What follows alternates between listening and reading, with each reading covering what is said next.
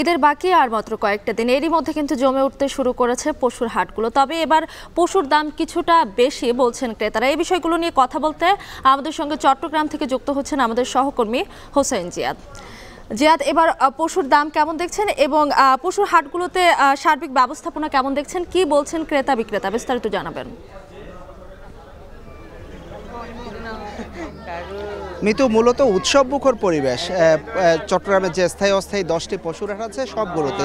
নগরীর পাশাপাশি আশেপাশে যে উপজেলাগুলো রয়েছে সেই হাটগুলোতেও কিন্তু ব্যস্ততা বাড়ছে এবং ক্রেতা বিক্রেতা মূলত সময় যত যাচ্ছে আগামী 2-3 দিন ক্রেতা বিক্রেতার যে উপস্থিতি সেটি বাড়তে থাকবে। আমরা আজকে বিকেলের পরও দেখছি যে অসংখ্য ক্রেতা এবং দর্শনার্থী, মূলত ক্রেতা থেকে এখনো দর্শনার্থীর সংখ্যায় বেশি এবং হাটে গরুর পরিমাণও ধীরে ধীরে বাড়ছে। বিশেষ করে উত্তরবঙ্গের বগুড়া, সিরাজগঞ্জ, ফরিদপুর সহ নানান জায়গা থেকে পশু আসতে শুরু করেছে চট্টগ্রামের হাটগুলোতে এবং ব্যাপারীরা বলছেন যে প্রচুর পশু আসলে সারা দেশ থেকে আসছে, ট্রাকে ট্রাকে গরু প্রবেশ করছে। মূলত হাটে কিন্তু বড় আকৃতির কিংবা সুন্দর যে পশুগুলো সেই পশুগুলোর দিকে এখন পর্যন্ত সবার চোখ। আপনি যেই পশুটি দেখছেন সেটি এ বাজারের অন্যতম আকর্ষণীয় একটি পশু, বেশ বড় আকৃতির এবং বিক্রেতা এই পশুটির নাম দিয়েছেন ব্রাজিল। অর্থাৎ ব্রাজিলের অনেক সমর্থক রয়েছে দেশে, ফুটবল খেলার জন্য দেশটিকে সমর্থন করে। এখানকার বিক্রেতা আশা করছেন যে তাদের কোনো সমর্থক এই বিশাল পশুটি কিনে নিবে, যেটির দাম প্রায় 10 লাখ টাকা।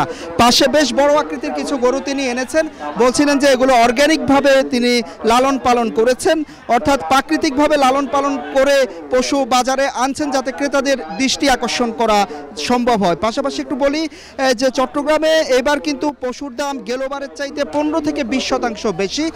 চট্টগ্রামের যেই শহরের হাটগুলো সেই হাটগুলো মূলত উত্তরবঙ্গের হাটগুলোর উপর নির্ভর করে এবং আশেপাশের উপজেলা যে হাটগুলো রয়েছে সেগুলো কিন্তু স্থানীয় কৃষকদের উপর নির্ভর করে গরুর উপস্থিতি এবং গরুর বেচা বিক্রি।